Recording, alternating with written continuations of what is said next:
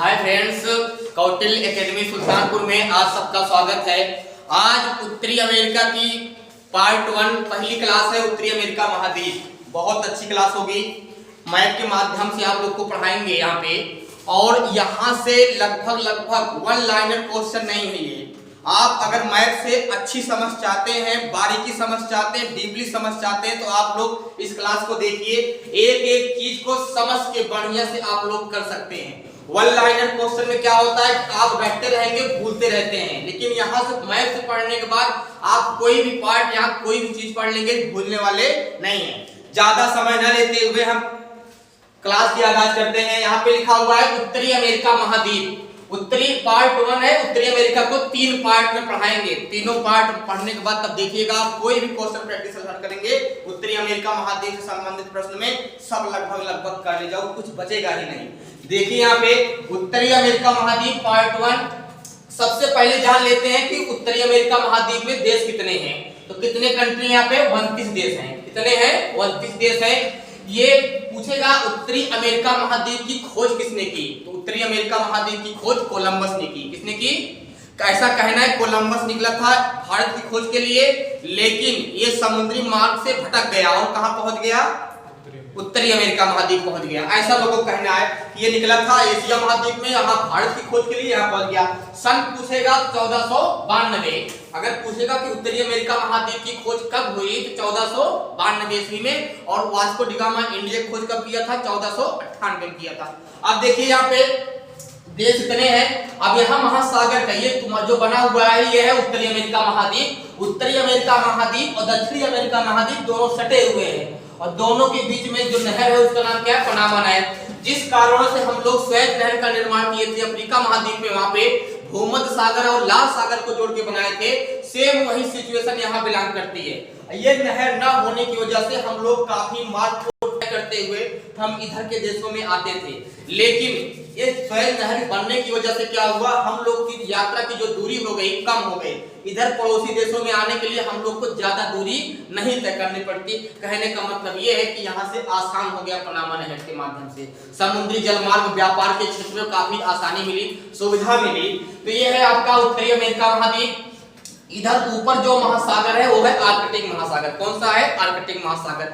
इधर जो महासागर है उसका नाम है प्रशांत महासागर, जो कि भारत विश्व का सबसे बड़ा महासागर कौन सा है? प्रशांत महासागर है। इधर जो महासागर है उसका नाम अटलांटिक महासागर है। कौन सा है? अटलांटिक। ये वाला अटलांटिक, ऊपर आर्कटिक, इधर प्रशांत महासागर। ये आपकी बैकग्राउंड पूरा हो गई। ये आपका देश जो बनाए हुए उत्तरी अमेरिका महाद्वीप है। अब एक एक देश को बताते हैं ऊपर चलते हुए।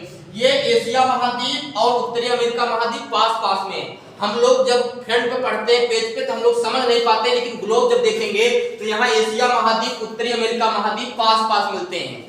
बीच में ये कौन सागर है? ये आर्कटिक महासागर है, ये प्रशांत महासागर है। यहाँ पे जो पानी भरा हुआ है उसको बोलते हैं चुक्की सागर, और यहाँ जो पानी भरा हुआ है उसको बोलते हैं बेरिंग सागर। इन दोनों पानी जल को जोड़ने वाली जो जल संधि है उसका नाम है बेरिंग जल संधि। जैसा हम लोग अफ्रीका महाद्वीप में पढ़े थे, जिब्राल्टर जल संधि, जो भूमध्य सागर और अटलांटिक महासागर को जोड़ने का काम करते थे। तो यहाँ पे आर्कटिक महासागर और भूमध्य महासागर, उसको अटलांटिक महासागर और प्रशांत, आर्कटिक महासागर और प्रशांत महासागर को कौन सी जल संधि जोड़ेगी?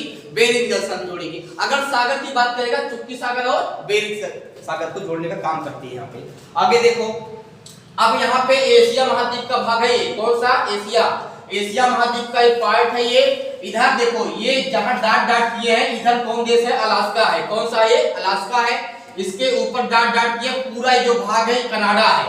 कनाडा पूछेगा वह कौन सा देश है जो सबसे ज्यादा समुद्री तटीय सीमा बनाता है, तो कौन सा होगा? वो अलास्का होगा। कौन सा होगा? अलास्का होगा, सॉरी कनाडा होगा, सॉरी कनाडा सबसे ज्यादा समुद्री तटीय सीमा बनाता है। नीचे आएंगे तो यूएसए, इसी का नाम जो लोग कहते हैं अमेरिका, संयुक्त राष्ट्र अमेरिका। ये कौन है? संयुक्त यूएसए, जहाँ के राष्ट्रपति कौन है? जो बाइडेन साहब है। तो यही है यूएसए अमेरिका, संयुक्त राष्ट्र अमेरिका, यूएसए। समझ रहे हो ना? नीचे आएंगे, ये जो देश मिलेगा इसका नाम मैक्सिको है। हरित क्रांति की शुरुआत यहीं से हुई थी। वोरलॉग थे ना, डॉक्टर वोरलॉग, यही शुरुआत किए थे हरित क्रांति की। यही की देने गेहूं का प्रयोग किए थे पहली बार। ये मैं उसका गेहूं का नाम था मैक्सिकन गेहूं। ये है मैक्सिको। नीचे आएंगे तो एक देश मिलेगा ग्वाटेमाला, ये ग्वाटेमाला है। यहाँ पे एक देश मिलेगा, उसका नाम सिल्वाडोर। ऊपर एक देश मिलेगा बेलिस, इधर एक है पनामा, पनामा देश। और पनामा नहर पनामा देश में ही खोदी गई है। इधर जाएंगे तो एक देश मिलेगा जमैका, और जमैका कौन नहीं परिचित है, कौन धावक है? Usain bolt. उसेन बोल्ट है, लगभग 8-10 बार लगातार कंटिन्यू लगभग वो चैंपियन हुआ है 100 मीटर की दौड़ में। 100 मीटर ना 9 सेकंड में मारता शायद, कितने में? 9:58, मतलब हाँ इतने में बहुत कम समय में मारते। जमैका 9 सेकंड में 9 सेकंड 58 माइक्रोसेकंड। हाँ, तो ये ऊपर जाएंगे तो यहाँ क्या है? क्यूबा। क्यूबा को हम लोग किसे जानते हैं? चीनी का कटोरा। क्या बोलते हैं इसको? चीनी का कटोरा। और ये बगल में एक देश है, इसका नाम हैती है। क्या नाम है? हैती है। ऊपर जाएंगे तो यहाँ देश मिलेगा बरमूडा। बरमूडा देश सुने होंगे। और बरमूडा के बगल में अटलांटिक महासागर में एक त्रिमुडा ट्रायंगल है जो बहुत खतरनाक है। आज भी यहाँ पर रहस्य छिपा हुआ है। जो भी वायुवान पानी वाले जहाज, जो भी मछुआरे यहाँ जाते हैं वो गायब हो जाते हैं, किसी को पता ही नहीं लगता कहाँ गए हो, ना उनका कोई सबूत भी नहीं मिलता, कोई साक्षात मिले उनका, साक्षात कि उनका कोई सबूत मिले और उनको देख लिया जाए हाँ ये कहाँ पे है, ये पता ही नहीं लगता, कहाँ खींच के बैठा देता है। तो यहाँ मछुआरे लालच में यहाँ एक चीज और है, यहाँ ऐसा भी है और मछलियां भी इसके क्षेत्र में ज्यादा रहती हैं। जो मछलियां हैं इसके इर्द गिर्द क्षेत्र में ज्यादा रहती हैं। इसी को हम लोग बोलते हैं बरमूडा त्रिकोण, जहां जहाज गायब होने की घटनाएं पाई जाती हैं। यहाँ जहाज गायब होने की घटनाएं पाई जाती हैं। तो का आदमी गायब होने की घटनाएं नहीं पाई जाती हैं? जब कोई मछुआरा जाएगा, जहाज जाएगा, वो अपने नौका से जाएगा, वो भी गायब है, खतरनाक। लेकिन वैज्ञानिकों ने इतना दावा किया है कि वहां इस अटलांटिक महासागर में कोई ज्वालामुखी, समुद्र से कोई पर्वत है, वहां ज्वालामुखी फटता रहता है। वो हमेशा इतना काला धुआं निकालता है, इतना काला धुआं निकालता है कि उसके ऊपर जितने रेडिएशन गुजरती है सबको मार खराब कर देता हो, रेडिएशन को ब्रेक कर देता है। ये रडार जिसको बोलते हैं, जहाज जो चलती है वो रडार से चलती है, रेडिएशन मतलब कहाँ जाना है, कहाँ करना है, तो उसको खराब कर देता है। इसीलिए जहाज वहां भ्रमित होके वहां पे पास में गिर जाती है। वहां पे उसको नहीं, काला धुआं पूरा एकदम इतना काला दिखता नहीं, चलो ब्लैक होल में घुस गया हो। काला मतलब क्या? ब्लैक होल क्या जाते होता हो?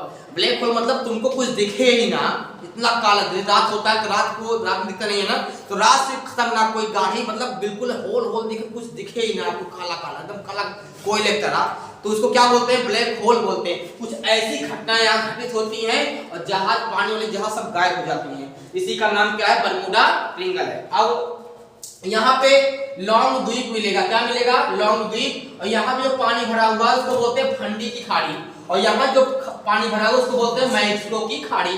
खाड़ी किसे कहते हैं? तीन तरफ जमीन हो, एक तरफ पानी भरा हो, तो उसे हम लोग क्या बोलते हैं? खाड़ी बोलते हैं। अब आइए, यहाँ मैक्सिको के नीचे, यहाँ इधर जमीन, इधर जमीन, इधर जमीन, बीच में पानी भरा हुआ है, इसे हम लोग बोलते हैं कैलिफोर्निया की खाड़ी। तो कैलिफोर्निया की खाड़ी कहाँ है? मैक्सिको के नीचे, उत्तरी अमेरिका महाद्वीप में है। और सुनो, मैक्सिको किसके लिए प्रसिद्ध है?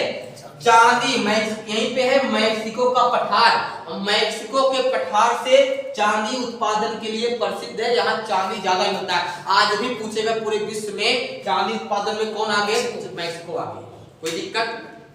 अब देखो, अब ऊपर आएंगे तो यहाँ तुम लोग को पर्वत पढ़ा देते हैं। हडसन की खाड़ी है, अलास्का है, तो यहाँ पे बेरिंग जल संधि पर्वत श्रेणी पढ़ ले। 7 पर्वत श्रेणी पढ़ेंगे। कितनी? 7 पर्वत श्रेणी पढ़ेंगे। पढ़ना तो टोटल 10 है, लेकिन आप लोग अब ये है नहीं कि यूपीएससी लेवल में अगर पढ़ोगे तो 10 पढ़ना पड़ेगा, लेकिन हम 7 ही पढ़ा रहे हैं आप लोग को, किसी से कम लेवल नहीं। कहने का मतलब ज्यादा डीपली नहीं ले जा रहे हैं, क्योंकि आप लोग वो भी उतना डीपली जाने की आवश्यकता नहीं है। तो यहाँ पे पहला मिलेगा बुक्स श्रेणी। कहाँ पे है? अलास्का में, 1 नंबर। और इसमें देखो 1 नंबर, 2 नंबर, 7 नंबर, यहाँ भी 1 number, 2 number, 3 number, 4 number, 5 number, 6 number, 7 number. तो जो नंबरिंग डाल दी है यहाँ नंबरिंग से देखिएगा आप लोग। तो 1 नंबर कहाँ? ये है। कौन खाड़ी श्रेणी है? ये पर्वत बुक्स श्रेणी पर्वत। क्या है इस पर्वत का? क्या नाम है? बुक्स श्रेणी। ये कहाँ पे है? अलास्का में है। दूसरा है अलास्का पर्वत श्रेणी, ये है। इसकी सबसे ऊंची चोटी कौन है? Mount McKinley. क्या नाम है? Mount McKinley. उत्तरी अमेरिका की सबसे ऊंची चोटी, उत्तरी अमेरिका की सबसे ऊंची चोटी क्या है? Mount McKinley. अफ्रीका की सबसे ऊंची चोटी माउंट किलिमंजारो। क्या नाम है? Mount Kilimanjaro.